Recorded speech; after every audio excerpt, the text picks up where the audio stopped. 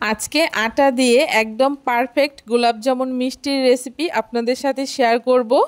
এই মিষ্টিগুলো একদম দোকানের মতো হবে, নরম তুলতুলে আর ভেতরটা একদম জালিদার। কিভাবে খুব সহজে এই গোলাপজামুন মিষ্টি আমি বাড়িতেই তৈরি করেছি 1 কাপ আটা দিয়ে, সেই রেসিপি আজকে আপনাদের সাথে শেয়ার করব। নমস্কার বন্ধুরা, মন কিচেনে আপনাদের সবাইকে স্বাগত। আশা করি আপনারা সবাই খুব ভালো আছেন। চলে এসেছি আজকে আবার নতুন আরও একটি রেসিপি নিয়ে। চলুন তাহলে দেখে নেওয়া যাক কিভাবে 1 কাপ আটা দিয়ে একদম পারফেক্ট গোলাপজামুন মিষ্টি আমি তৈরি করেছি। গোলাপজামুন মিষ্টি তৈরি করার জন্য এখানে একটা থালার মধ্যে হাফ কাপ গুঁড়ো দুধ দিয়ে দিচ্ছি, আর ওই একই কাপের হাফ কাপ এখানে আটা দিয়ে দিয়েছি। সামান্য একটু বেকিং সোডা দিয়ে দিয়েছি। এখানে বেকিং সোডার পরিমাণটা আমার একটু বেশি হয়ে গেছে বলে মিষ্টিগুলো ফেটে গেছে। আপনারা অবশ্যই দুটো আঙুল একসাথে করে চিমটি দিয়ে যতটা বেকিং সোডা উঠবে ততটাই ব্যবহার করবেন। তারপরে সামান্য একটু এলাচ গুঁড়ো দিয়ে দিচ্ছি ফ্লেভারের জন্য। আপনারা যদি এলাচ গুঁড়ো পছন্দ না করে নাও ব্যবহার করতে পারেন। তার সাথে 2 চামচ মতো ঘি দিয়ে দিয়েছি। এখন সমস্ত কিছু একসাথে খুব ভালো করে একটুখানি ডলে ডলে মেখে খুব ভালো করে যাতে ঘিটা সমস্ত কিছুর সাথে মিশে যায় সেভাবে করে ময়ান দিয়ে মেখে নিতে হবে। যখন এরকম একটা দলা পাকিয়ে আসবে তখন বুঝতে পারবেন সমস্ত কিছু একসাথে খুব ভালো করে মেশানো হয়ে গেছে। এখানে আগে থেকে জাল করে রাখা দুধটাকে আমি ঠান্ডা করে সেখান থেকে অল্প অল্প করে লিকুইড দুধ দিয়ে এখানে একটা নরম করে ডো তৈরি করে নেব। এই ডোটা এরকম চিটচিটে করেই তৈরি করে নিতে হবে, খুব বেশি শক্ত করে তৈরি করা যাবে না। যেহেতু গুঁড়ো দুধ দেওয়া আছে, এটা একটুখানি রেস্টে রেখে দেওয়ার পরে এটা খুব সুন্দর একটুখানি শক্ত হয়ে যাবে। দেখুন এই ডোটাকে আমার মাখিয়ে নেওয়া হয়ে গেছে। এখন ঢাকা দিয়ে 10 মিনিট রেখে দেব। 10 মিনিট পরে দেখুন ডোটা বেশ অনেকটাই শক্ত হয়ে গেছে। এখন গোলাপজামুনের শেপগুলো দেওয়ার জন্য হাতের মধ্যে সামান্য একটু ঘি লাগিয়ে নিচ্ছি, এতে হাতের মধ্যে লেগে যাবে না। গোলাপজামুনগুলো যাতে সবগুলো একই রকম সাইজের হয়, তাই এইখানে এরকম একটা চামচের সাহায্যে আমি মেপে মেপে মিষ্টিগুলোকে তৈরি করে নিচ্ছি। এতে সবগুলো মিষ্টি একই রকম সাইজের হবে, কোনোটা ছোট কিংবা বড় হবে না। দেখুন এখানে একটা মিষ্টি আমি তৈরি করে নিয়েছি। একই রকমভাবে আরও একটা মিষ্টি আমি আপনাদেরকে তৈরি করে দেখাচ্ছি। চামচের মধ্যে মেপে নিয়ে হাতের তালু দিয়ে একটুখানি ডলে ডলে এরকম গোল করে শেপ দিয়ে নিলেই হবে।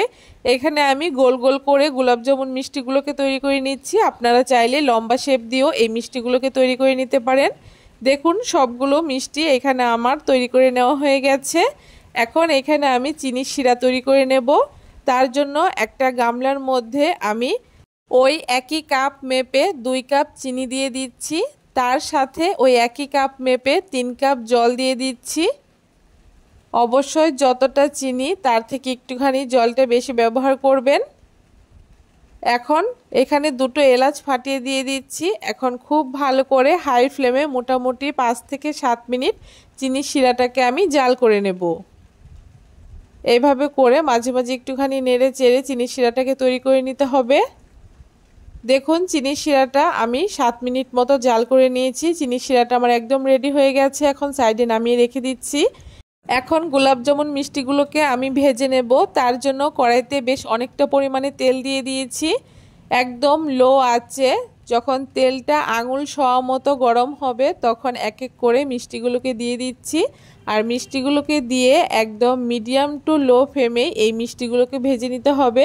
হাই ফ্লেমে মিষ্টিগুলোকে ভাজতে গেলে মিষ্টিগুলো উপরটা কালার চলে আসবে, ভেতরটা কিন্তু ভালো হবে না। তাই একদম মিডিয়াম টু লো আছে মিষ্টিগুলোকে একটু সময় নিয়ে ভেজে নিতে হবে।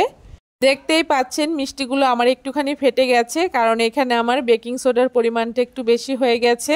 তবে মিষ্টিগুলো ফেটে গেছে, একদম ভেঙে যায়নি কিন্তু, দেখে বুঝতেই পারছেন। এভাবে করে একটু সময় নিয়ে মিডিয়াম টু লো আছে মিষ্টিগুলোকে লাল লাল করে ভেজে নিয়েছি। এখন খুব ভালো করে তেল ঝরিয়ে মিষ্টিগুলোকে তুলে নেব। মিষ্টিগুলোকে তুলে নেওয়ার পরে এখানে মিষ্টিগুলো আমার একদম গরম আছে, আর এইদিকে চিনির শিরাটাও হালকা গরম আছে। এখন একদম গরম মিষ্টিগুলোকে হালকা গরম চিনির শিরার মধ্যে আমি দিয়ে দিচ্ছি। আপনাদের চিনির শিরাটা যদি ঠান্ডা হয়ে যায় হালকা একটু গরম করে নিতে পারেন। এখন ঢাকা দিয়ে এইভাবে করে 3 থেকে 4 ঘন্টার জন্য রেখে দেব।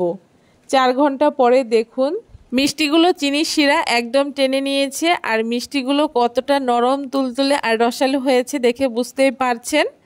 একটা মিষ্টি আমি আপনাদেরকে কেটেও দেখাবো, এর ভেতরটা কত সুন্দর জালিদার হয়েছে।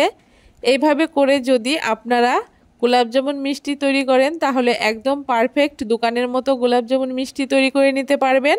এখন থেকে যখনই মিষ্টি খেতে ইচ্ছে করবে খুব সহজে বাড়িতেই তৈরি করে নিয়ে খেতে পারবেন। কেমন লাগলো আজকে খুব সহজ পদ্ধতিতে আমার এই গোলাপজামুন মিষ্টির রেসিপি অবশ্যই কমেন্ট করে জানাতে ভুলবেন না। ভিডিওটা ভালো লাগলে অবশ্যই সবার সাথে শেয়ার করে দেবেন। আর আমার চ্যানেলে নতুন বন্ধু থাকলে চ্যানেলটাকে সাবস্ক্রাইব করে দিয়ে পাশে থাকা বেল আইকনটি প্রেস করবেন।